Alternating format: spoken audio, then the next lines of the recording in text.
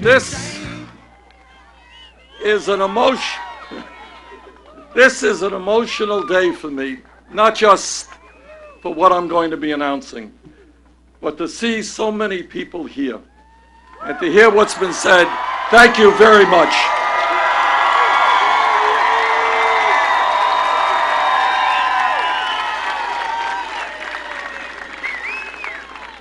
Let me thank all of you, not only for being here today, but for the support you have given me over the years as mayor of this beautiful city, as Vermont's only congressman, and now as our United States Senator.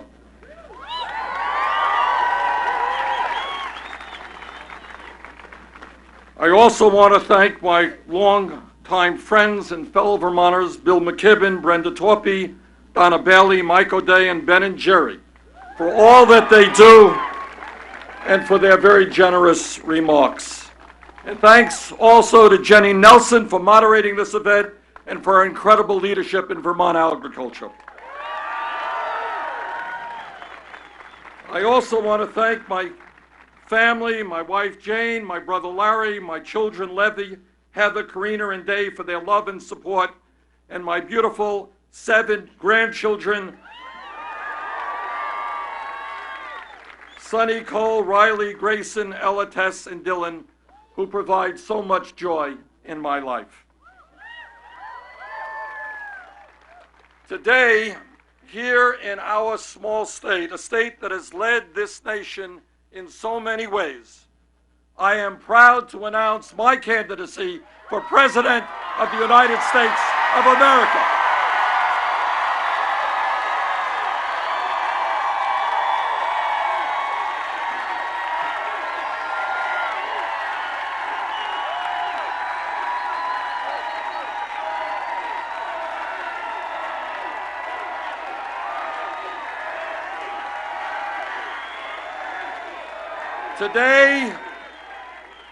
Today, with your support and the support of millions of people throughout our country, we begin a political revolution to transform our country economically, politically, socially, and environmentally.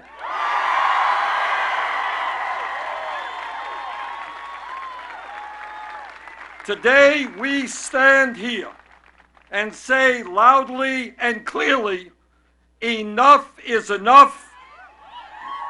This great nation and its government belong to all of the people and not to a handful of billionaires.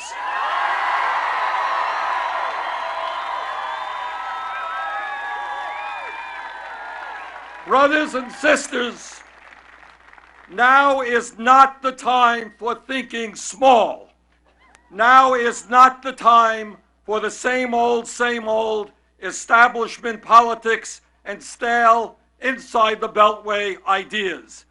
Now is the time for millions of working families to come together to revitalize American democracy, to end the collapse of our middle class, and to make certain that our children and grandchildren are able to enjoy a quality of life that brings them health, prosperity, security, and joy, and that once again makes the United States the leader in the world in the fight for economic and social justice, for environmental sanity, and for a world of peace.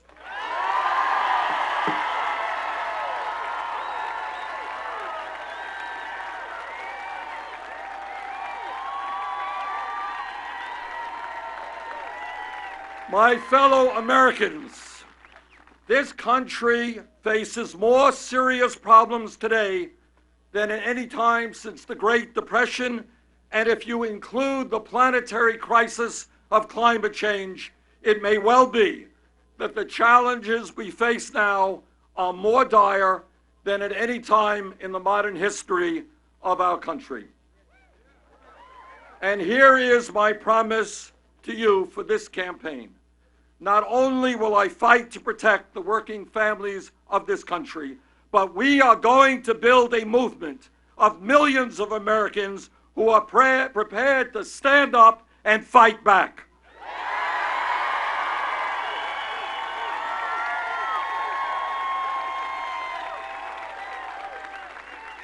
We are going to take this campaign directly to the people in town meetings, door-to-door conversations, on street corners, and in social media.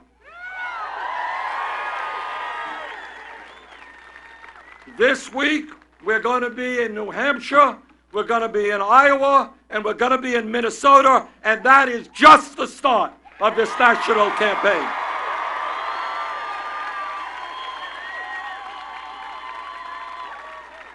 Let me be clear. This campaign is not about Bernie Sanders. It's not about Hillary Clinton. It is not about Jeb Bush or anyone else. This campaign is about the needs of the American people. And the ideas and proposals that effectively address those needs. As someone who has never run a negative political ad in my life,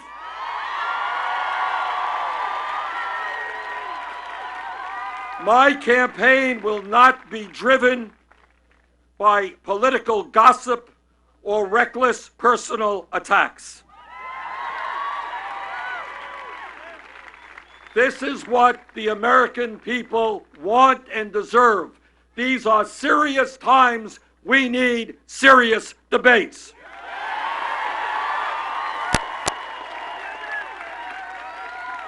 Politics in a democratic society should not be treated as if it were a baseball game, a game show, or a soap opera. And I hope the media understands that as well.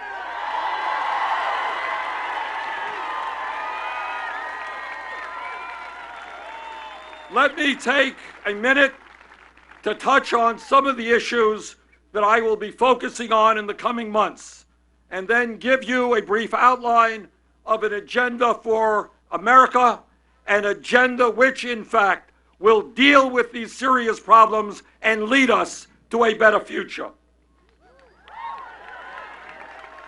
Today we live in a nation which is the wealthiest nation in the history of the world, but that reality means very little for most of us, because almost all of that wealth is owned and controlled by a tiny handful of individuals. In America, we now have more income and wealth inequality than any other major country on earth, and the gap between the very rich and everyone else is growing wider and wider.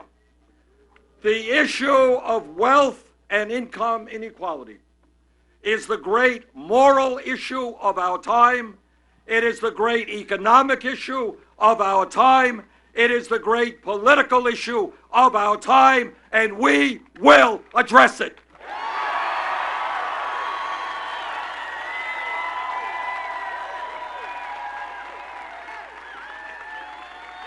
Let me be very clear, and let the top 1% understand this. There is something profoundly wrong when the top 0.1% owns almost as much wealth as the bottom 90%, and when 99% of all new income goes to the top 1%. There is something profoundly wrong when in recent years we have seen a proliferation of millionaires and billionaires at the same time as millions of Americans are working longer hours for lower wages, and we have shamefully the highest rate of childhood poverty of any major country. There is something profoundly wrong when one family owns more wealth in this country than the bottom 130 million Americans. This grotesque level of inequality is immoral, it is bad economics, it is unsustainable. This type of rigged economy is not what America is supposed to be about. This has got to change. And as your president, together, we are going to change it.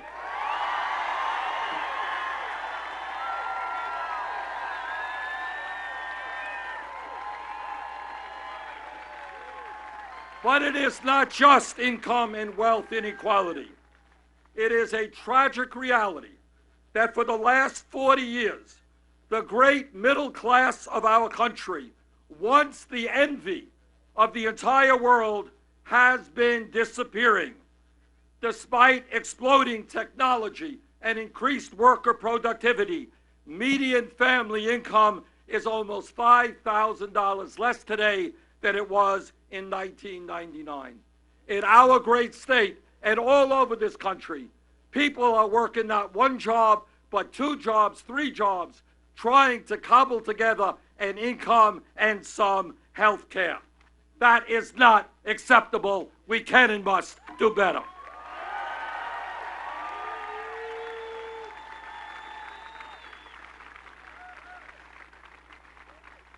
The truth is that real unemployment is not 5.4%, which you read in the papers. It is close to 11%. Youth unemployment, 17%. African American youth unemployment off the charts.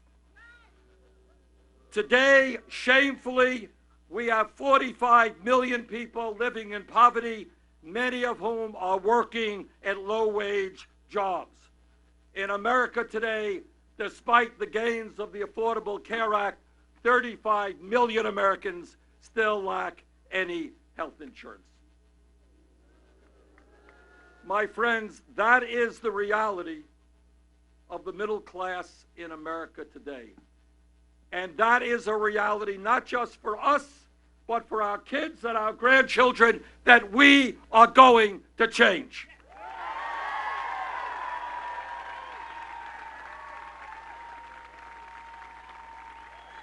My fellow Americans, let me be as blunt as I can and tell you what you already know. As a result of the disastrous Supreme Court decision on Citizens United, the American political system has been totally corrupted, and the foundations of American democracy are now being undermined. What the Supreme Court said, essentially, was that it was not good enough for the billionaires to own much of the economy. They can now own the United States government as well, and that is precisely what they are trying to do. Now, what I learned in school, and I think what the men and women who put their lives on the line to defend our country have long known, that American democracy is not about billionaires being able to buy candidates and buy elections. It is not about the Koch brothers and Sheldon Adelson and other incredibly wealthy individuals spending billions of dollars to elect candidates who will make the rich richer and everyone else poorer. According to media reports, if you can believe it, the Koch brothers in this election cycle are prepared to spend more money than either the Democratic or Republican parties. That is not democracy. That is oligarchy.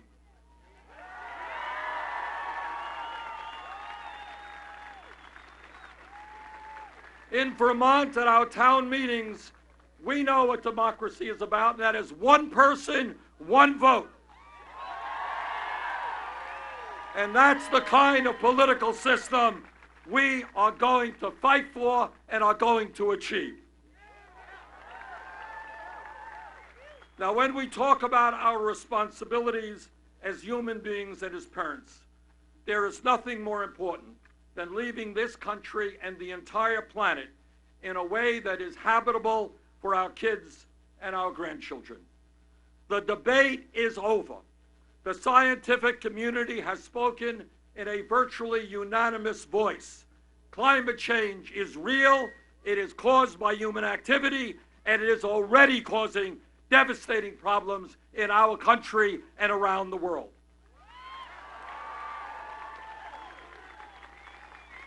And let's be clear, if we do not get our act together and have the United States lead the world in combating climate change, there will be more drought, more famine, more rising sea level, more floods, more ocean acidification, more extreme weather disturbances. As human beings who look out over this environment, who appreciate the beauty that we have on this planet, we are not going to allow the fossil fuel industry to destroy this planet.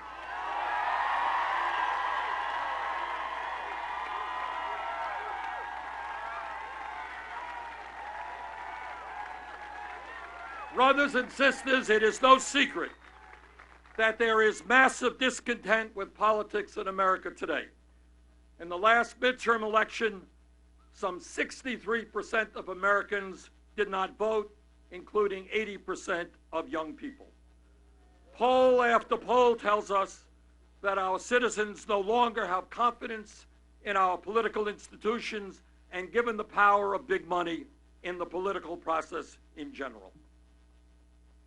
They understand that their pain is not being heard in Washington, and that people in Washington and elected officials are much more concerned about the lobbyists and the billionaires than the suffering of ordinary people. Now, combating this political alienation, this cynicism, and this legitimate anger will not be easy. That's for sure. But that is exactly what, together, we must do if we're going to turn this country around, and that is what this campaign is all about.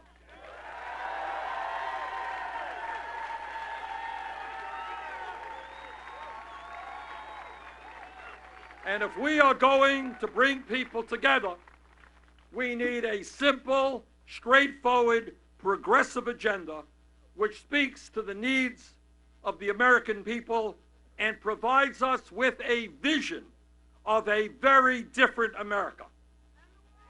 And what is that agenda? Let me briefly tell you what I think. The agenda begins with jobs, jobs, and more jobs. If we are serious about reversing the decline of the middle class, we need a major federal jobs program which puts millions of people back to work at good-paying jobs. At a time when our roads, our bridges, our water systems, rail and airports are decaying, the most effective way to rapidly create meaningful jobs is to rebuild our crumbling infrastructure.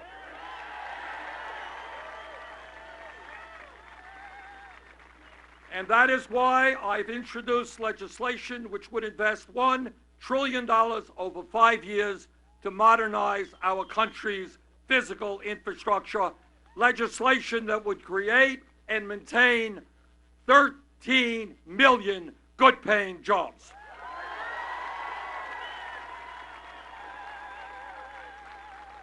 And as your president, I will lead the effort to make sure that legislation is passed. I will also continue to oppose our current trade policies.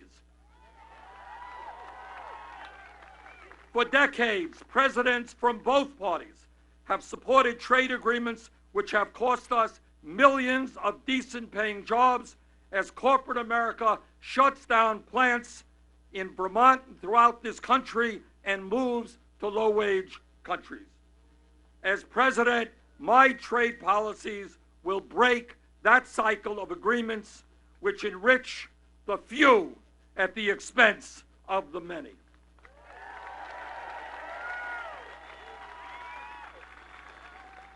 Let us also be honest and acknowledge that today millions of American workers are now working for totally inadequate wages.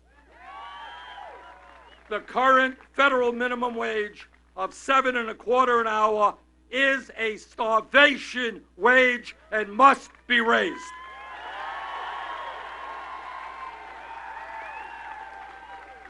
The minimum wage in this country must become a living wage, which means raising it to $15 an hour over the next few years.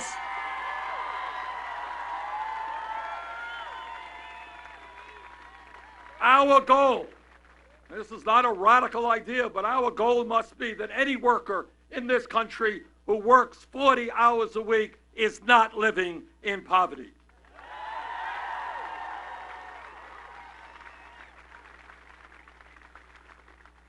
Further, we must establish pay equity for women workers.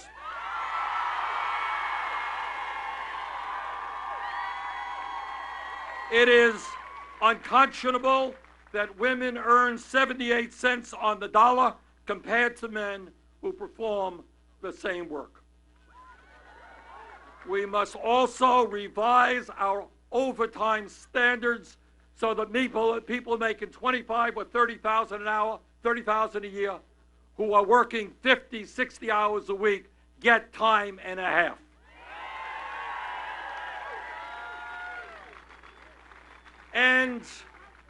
And we need paid sick leave and guaranteed vacation time for every worker in this country.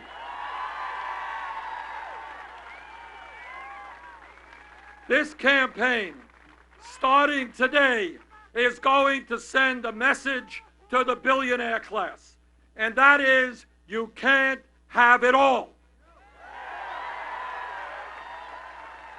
You can't get huge tax breaks while children in this country go hungry. You can't continue sending our jobs abroad while millions are looking for work. You can't hide your profits in the Cayman Islands and other tax havens while there are massive unmet needs on every corner of this nation. To the billionaire class, I say that your greed has got to end. You cannot take advantage of all of the benefits of America if you refuse to accept your responsibilities.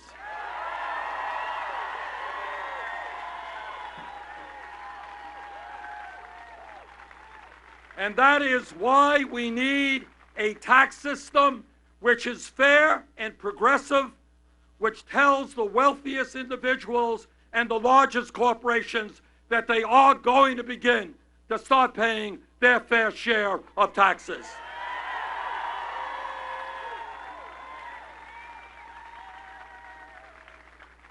When we talk about power, we talk about Wall Street. In my view, it is time to break up the largest financial institutions in this country.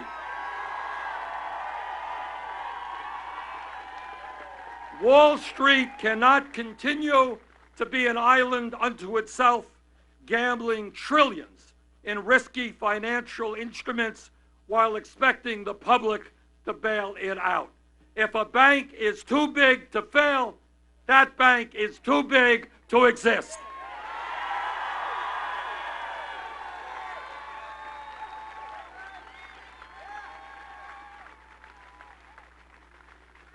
If we are serious about a progressive agenda that speaks to the needs of working families, that talks about climate change and the needs of our kids and the elderly, we must be focused on campaign finance reform and the need for a constitutional amendment to overturn this disastrous Citizens United decision.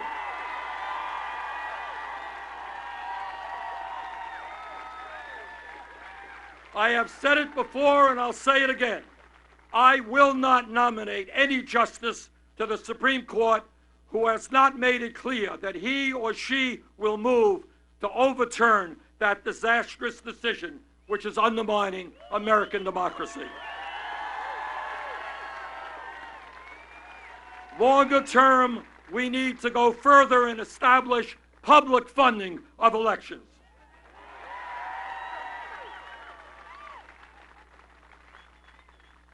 As I look to our future, it is clear to me that the United States of America must lead the world in reversing climate change. We can do that by transforming our energy system away from fossil fuels toward energy efficiency and such sustainable energies as wind, solar, geothermal, and biomass.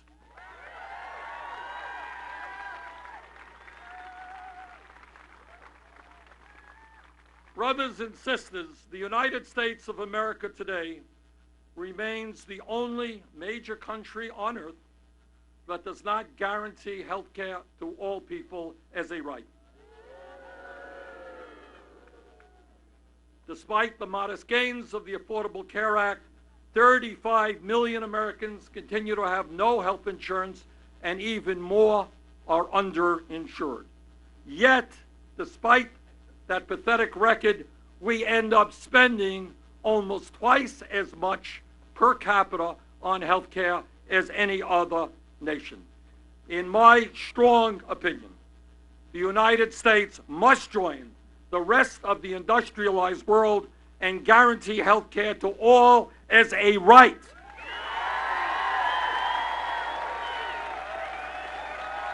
And we must do it through a Medicare for all single-payer program.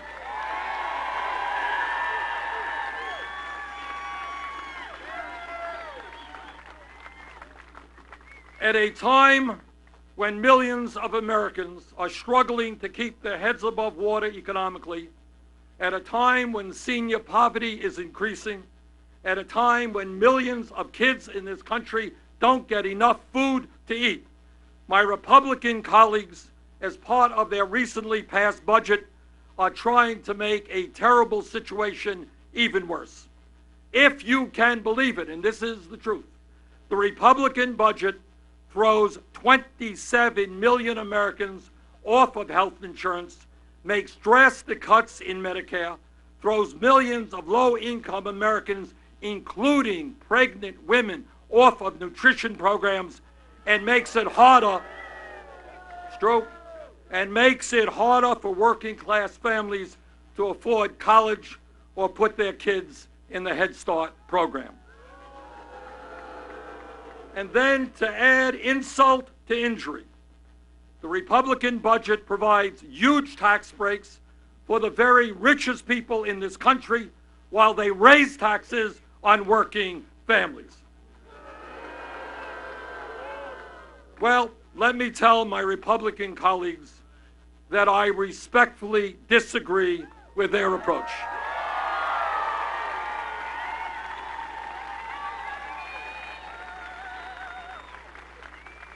Instead of cutting Social Security, we are going to expand Social Security benefits.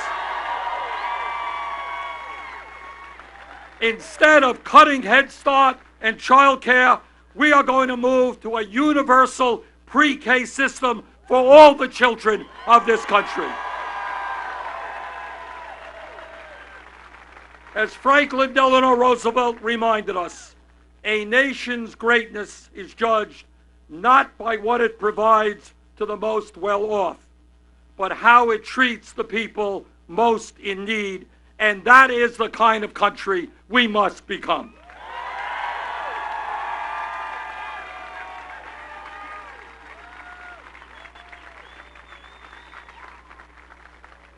And when we talk about education, let me make it very clear. In a highly competitive global economy, we need the best educated workforce we can create.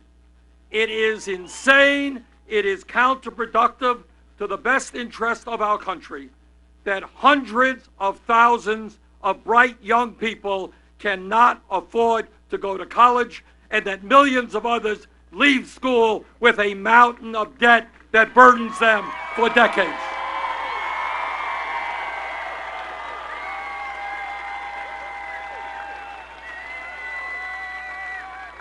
This is not what a great country is about. That must end, and that is why I, as president, will fight to make tuition in public colleges and universities free,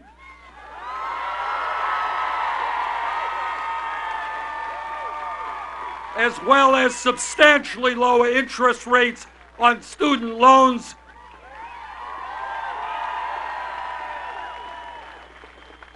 young people of our country are the future. They've got to get the education they need.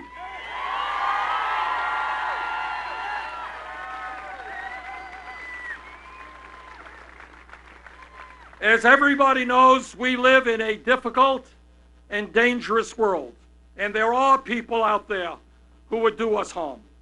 As president, I will defend this nation, but I will do it responsibly. As a member of Congress, I voted against the war in Iraq, and that was the right vote.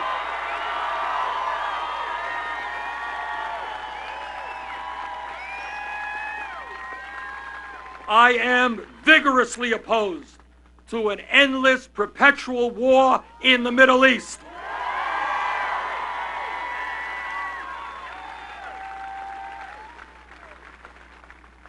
Yes, we must be vigorous in combating terrorism and defeating ISIS, but we as a nation should not have to bear that burden alone. We must be part of an international coalition led by the Muslim nations that can not only defeat ISIS, but begin the process of creating conditions for lasting peace.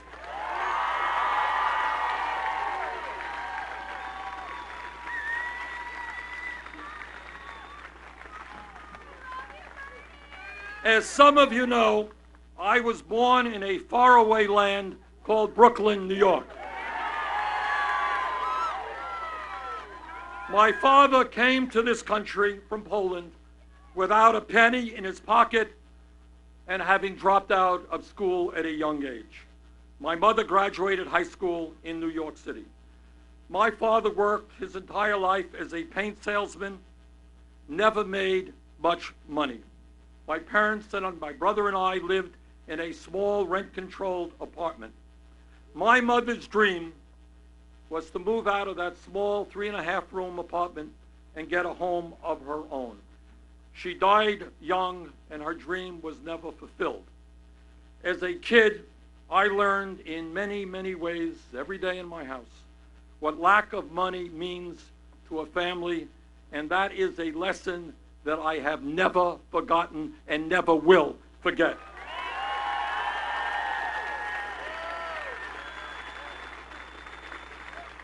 I have seen, as many of you have, the promise of America in our own lives.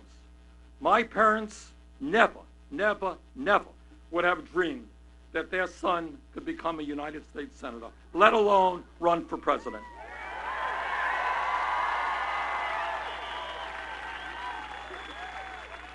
But for too many of our fellow Americans, the dream of progress and opportunity is being denied by the grind of an economy that funnels virtually all of the wealth and all of the income to the top.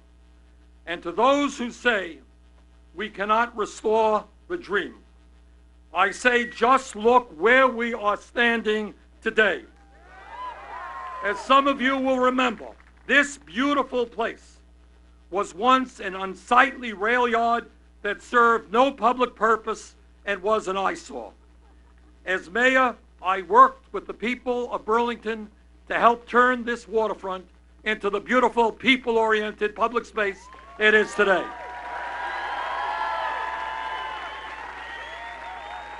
We took that fight to the courts, to the legislature, and to the people, and we won. The lesson to be learned, and it is a profound political lesson, is that when people stand together, when people are prepared to fight back, there is nothing that cannot be accomplished.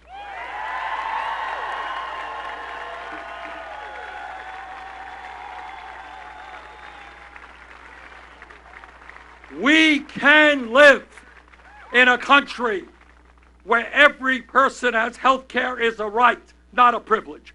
We can live in a country where every parent can have quality and affordable child care, and where all of our qualified young people can get a college education regardless of their income.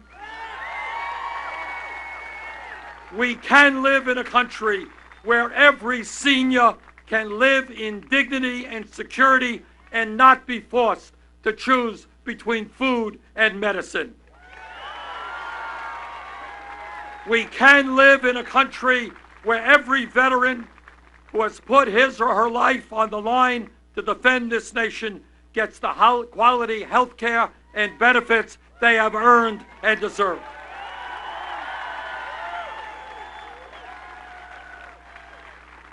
We can live in a country where every person, no matter their race, their religion, their disability, or their sexual orientation, realizes the full promise of equality that is our birthright as Americans.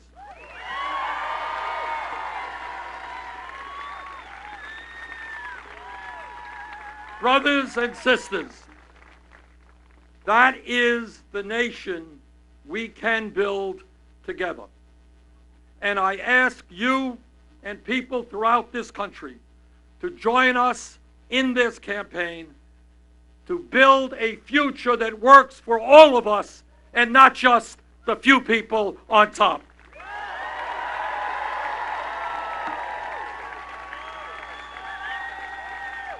Thank you again for coming out on this beautiful day. Thank you.